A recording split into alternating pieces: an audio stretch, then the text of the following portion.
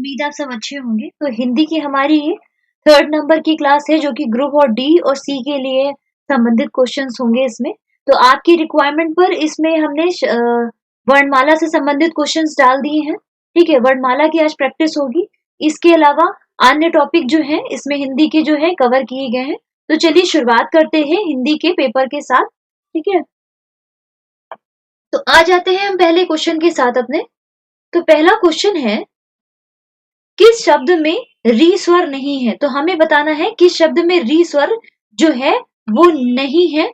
तो आ जाते हैं ऑप्शन पर, कृपा, कृष्ण, दृष्टि या फिर आज। तो यहाँ पर आप देख रहे होंगे कि यहाँ री शब्द की जो है, री स्वर की जो है कहीं ना कहीं आपको, ठीक है, इसका प्रयोग मिल रहा है। लेकिन आज आज जो है इसमें कहीं पर भी री का जो है प्रयोग नहीं किया गया है, इसलिए ऑप्शन नंबर डी जो है ये हमारा उत्तर हो जाएगा। ठीक है, अगला क्वेश्चन है, ओ और औ में किस प्रकार के वर्ण है? तालव्य है, मूर्धन्य है, दंत्योष्ठ है या फिर कंठोष्ठ है?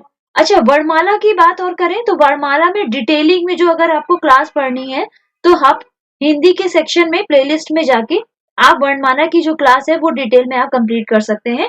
वहां पे मैंने इन सब के बारे में बहुत ही डिटेल में बताया है। ठीक है, जिससे आपको समझने में आसानी होगी। तो हमसे यहाँ पूछा है कि ओ और औ में किस प्रकार की क्या है वर्ण है? ये किस प्रकार के वर्ण है? तो ओ और औ जो है ये हमारे ये कंठ्योष्ठ है वर्ण। ठीक है, कंठ्योष्ठ वर्ण है, यानी कि ऑप्शन नंबर डी जो है ये हमारा उत्तर हो जाएगा। अगला क्वेश्चन है कि घ का उच्चारण स्थान कौन सा होता है? मूर्धन्य होता है, कंठ होता है, तालु होता है या फिर दंत होता है? तो घ का जो उच्चारण स्थान है, ठीक है, क ख ग और घ, है ना? तो क वर्ग आ जाएगा हमारा ये। तो क वर्ग जो है वो कंठ होता है। ठीक है, क वर्ग जो है क ख ग और घ, ये ये कंठ वर्ण है। यहाँ इनका जो उच्चारण है वो कंठ से होता है। अगर तालु की बात की जाए, जिन्हें तालव्य वर्ण कहते हैं, ठीक है, तो वो कौन से होते हैं? चा वर्ग होता है, च छ ज झ। दंत की बात की जाए तो ये ता वर्ग होता है। ठीक है, त थ द ध न, ये कौन से होते हैं? दंत वर्ग होते हैं। चलिए अगले क्वेश्चन की तरफ बढ़ते हैं कि निम्न में से महाप्राण वर्ण है। तो महाप्राण की परिभाषा क्या है? किसी भी वर्ण, ठीक है, किसी भी वर्ग का दूसरा और चौथा, ठीक है, दूसरा और चौथा वर्ण जो होता है वो क्या होता है? वो महाप्राण होता है। ठीक है, तो इसमें हम देख लेते हैं दूसरा और चौथा कौन सा होगा। तो थ जो है ये दूसरा है। ठीक है, तो ये किस में आ जाएगा? महाप्राण वर्ग में आ जाएगा, यानी ऑप्शन नंबर ए जो है ये हमारा उत्तर हो जाएगा। अगला क्वेश्चन है कि हिंदी में बा ध्वनि है, दंत ध्वनि है, ओष्ठ ध्वनि है, वत्सस्य ध्वनि है या फिर तालव्य ध्वनि है? ठीक है, तो बा जो है ये किसके अंतर्गत आएगा? ये पा वर्ग के अंतर्गत आते हैं, है ना? बा जो है प फ ब भ, तो प फ ब भ, तो ये किसके अंतर्गत आएगा? तो जो बा ध्वनि है ये किसके अंतर्गत आएगी? ये ओष्ठ, ठीक है, ओष्ठ ध्वनि के अंतर्गत आ जाएगी, यानी कि ऑप्शन नंबर बी जो है ये हमारा उत्तर हो जाएगा। निम्न में से दंत ध्वनि, तो दंत ध्वनि त थ द ध, मैंने बताया था अभी कि जो ता वर्ग होता है वो कौन सी होते हैं? दंत ध्वनि होती है। ठीक है, तो ऑप्शन नंबर सी जो है ये हमारा उत्तर हो जाएगा। का हमने बताया था आपको कि ये कंठ ध्वनि हो जाएगा, है ना? ये जो है ये कंठ ध्वनि हो जाएगा का वर्ग। च छ ज झ ये तालव्य होंगे। ठीक है, और पा वर्ग अभी हमने आपको बताया ही है। अगला क्वेश्चन है कि हिंदी में तालव्य ध्वनि है। देखिए मैं बार बार आपको बता रही हूँ, ठीक है, उसी तरह से अगर आपको रटा रहेगा तो ये याद रहेगा। तो तालव्य ध्वनि, ठीक है, जो तालव्य के सहायता से जिन वर्णों का उच्चारण होता है उन्हें क्या कहते हैं? तालव्य ध्वनि। तो च छ ज झ, ठीक है, ये ऑप्शन नंबर ए जो है उत्तर हो जाएगा। दिन रात अध्ययन करके भी वह प्रथम स्थान प्राप्त न कर सका। तो यहाँ पर बात की जा रही है रेखांकित जो शब्द है, रेखांकित कौन सा है? अध्ययन। ठीक है, यहाँ पे अध्ययन पूछा जा रहा है कि इसमें शुद्ध हमें बताना है कि इसमें कौन सा अध्ययन सही है। ठीक है, तो जैसा अध्ययन लिखा हुआ है ये अध्ययन जो है ये हमारा सही है, और इस ऐसा ही कहाँ दिया है, ऑप्शन नंबर बी में जो है ये हमारा दिया गया है। ठीक है, बाकी जो अन्य आपके ऑप्शन दिए हैं वो गलत हो जाएंगे। हमें यहाँ पे बताना है कि सही बर्तनी के बारे में बताना है। शुद्ध बर्तनी में आए तो षष्ठ कहाँ पे सही लिखा हुआ है। ठीक है, तो षष्ठम ऑप्शन नंबर जो बी है, ठीक है, ये ऊपर नीचे हो गया है, ये ऑप्शन नंबर बी जो है षष्ठम, ठीक है, ये हमारा जो है सही आंसर होगा। अगला क्वेश्चन है शुद्ध शब्द हमें बताना है कि इन चारों में शुद्ध कौन सा होगा। तो ऑप्शन नंबर डी जो है उपर्युक्त, ठीक है, ये हमारा सही होगा। अनाधिकार नहीं होता है, अनधिकार होता है। ठीक है, जो शुद्ध वर्तनी की बात करें तो अनधिकार होता है, अहिल्या ना होके अहल्या होता है। ठीक है, अहल्या होता है। वहीं अंतर्धान की बात करें तो अंतर्धान होता है, ना कि ध्यान। तो ये हमारे शुद्ध रूप हो गए। ठीक है, और ऑप्शन नंबर डी जो है उपर्युक्त ये सही लिखा हुआ है, तो ये हमारा उत्तर हो जाएगा। निर्देश, निम्नलिखित प्रश्नों में 4 वैकल्पिक वर्तनी दी गई है, हमें क्या बताना है कि सही वर्तनी वाला जो शब्द है वो चुनना है। ठीक है, तो कौतूहल इसमें आपको बताना है कि कौन सा सही होगा। तो कौतूहल, ठीक है, तूहल होता है, ये गलत हो जाएगा। ऑप्शन नंबर बी जो है ये हमारा उत्तर हो जाएगा। ठीक है, बाकी अन्य ऑप्शन जो है हमारे अन्य विकल्प गलत है। ठीक है, ऑप्शन नंबर बी हमारा उत्तर हो जाएगा कौतूहल, ये हमारा शुद्ध है। अगला क्वेश्चन है, हमें यहाँ पे भी क्या बताना है, शुद्ध वर्तनी वाला शब्द जो है बताना है। तो अब हमें बताना है कि रासायनिक कैसे लिखा जाता है। ठीक है, तो रासायनिक कैसे लिखा जाता है, ऑप्शन नंबर बी जो है ये इसका सही उत्तर होगा, ऑप्शन नंबर बी। ठीक है, और स्टेनो में जो पेपर था उसमें बहुत ही सिंपल पूछा था कि राष्ट्रीय कैसे लिखा जाता है। ठीक है, तो राष्ट्रीय ऐसे लिखा जाता है, बहुत लोगों ने जो राष्ट्रीय है उसमें गलती क्या कर दी है, इस तरह की। जब लिखा जाता है राष्ट्रीयकरण, ठीक है, तब इस तरह से राष्ट्रीय छोटी की मात्रा आती है, वैसे बड़ी की मात्रा आती है। ठीक है, तो यहाँ पे भी आप ये याद रखिएगा, रासायनिक देखने में तो बहुत ही सिंपल लगता है। ठीक है, देखने में सिंपल लगता है, लेकिन जब ये त्रुटि के रूप में आता है तो हम कंफ्यूज हो जाते हैं। ठीक है, तो ऑप्शन नंबर बी हमारा उत्तर हो जाएगा। निम्नलिखित शब्दों में से कौन सा शब्द शुद्ध है, तो हमें बताना है कि इसमें विदुषी, ठीक है, इसमें विदुषी जो लिखा हुआ है इसमें कौन सा शुद्ध होगा। ठीक है, विद्वान, विद्वान क्या होता है, ये इसका पुल्लिंग होता है ना, विद्वान जो है इसका पुल्लिंग होता है, स्त्रीलिंग क्या होता है, विदुषी होता है। और विदिशी के शुद्ध रूप की बात की जाए तो वो कैसे लिखा जाएगा, तो ऑप्शन नंबर ए जो है ये हमारा उत्तर होगा। ठीक है, विदुषी कैसे लिखा जाता है, तो छोटे ऊ की मात्रा होती है विदुषी। चलिए अगले क्वेश्चन की तरफ बढ़ते हैं।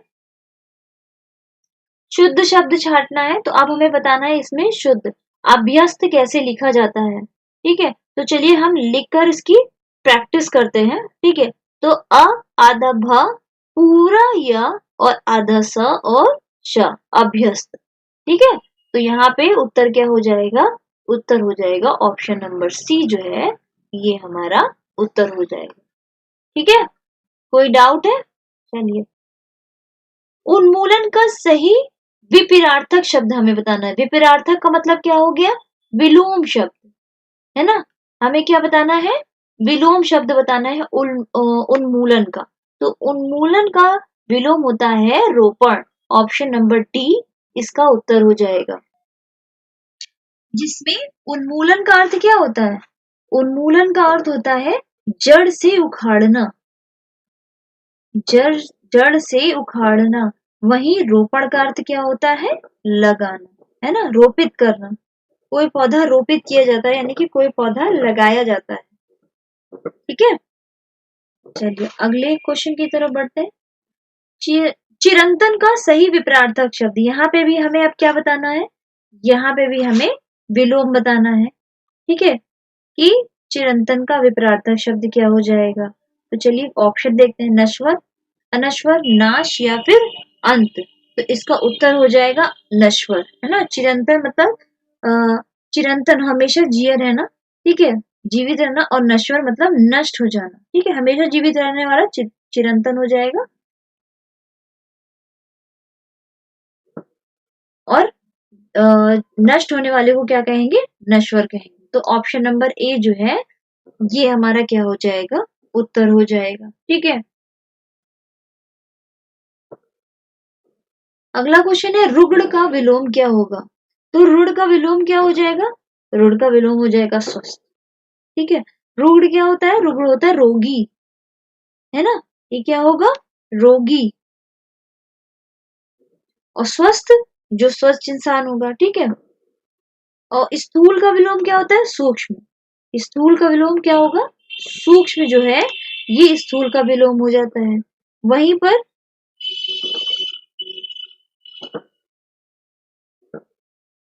अगले क्वेश्चन की तरफ बढ़ते हैं।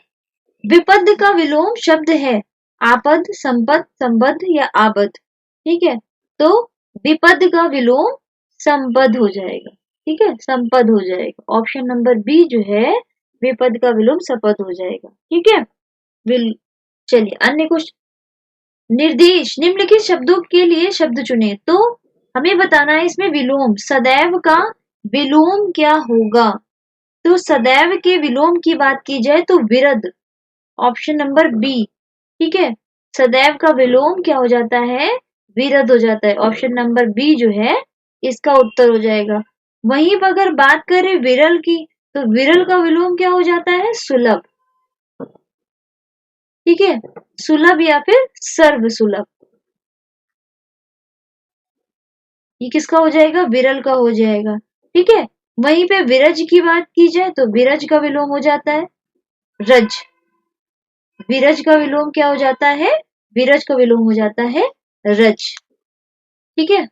वहीं पे अगर हम बात करें विरध की, तो विरध का तो हो गया सदैव, विरध की, तो विरत में विरत का विलोम क्या हो जाता है, निरत, ठीक है, निरत हो जाएगा इसका विलोम। समझ में आ रहा होगा। क्रश, क्रश मतलब होता है पतला, दुबला पतला, कमजोर, ठीक है, क्रश होता है। और इसका उत्तर क्या हो जाएगा, हष्ट पुष्ट।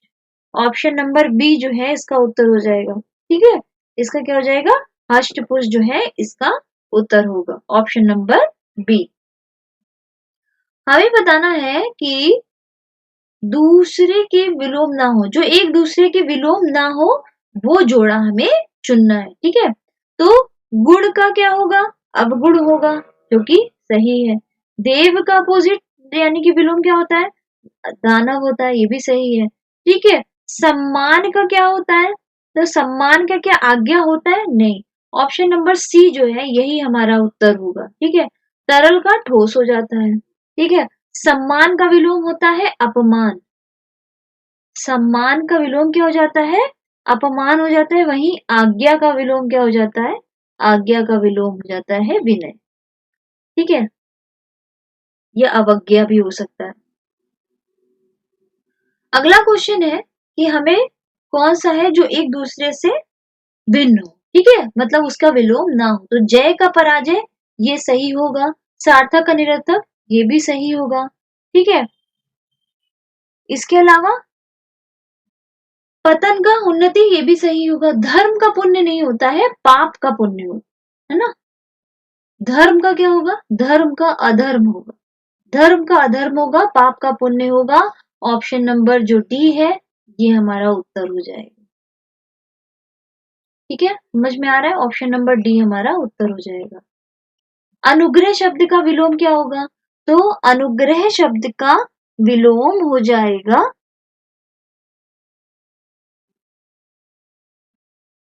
अनुग्रह शब्द का विलोम ऑप्शन नंबर डी जो है विग्रह हो जाएगा, ठीक है। वहीं पर ग्रहण का क्या हो जाएगा विलोम, ग्रहण का विलोम हो जाएगा त्याग, ठीक है। आग्रह का अनाग्रह, आग्रह का क्या हो जाएगा, अनाग्रह हो जाएगा। और ग्रहित का अग्रहित, ग्रहित का अग्रहित, ठीक है। तो ऑप्शन नंबर डी जो है इसका उत्तर हो जाएगा।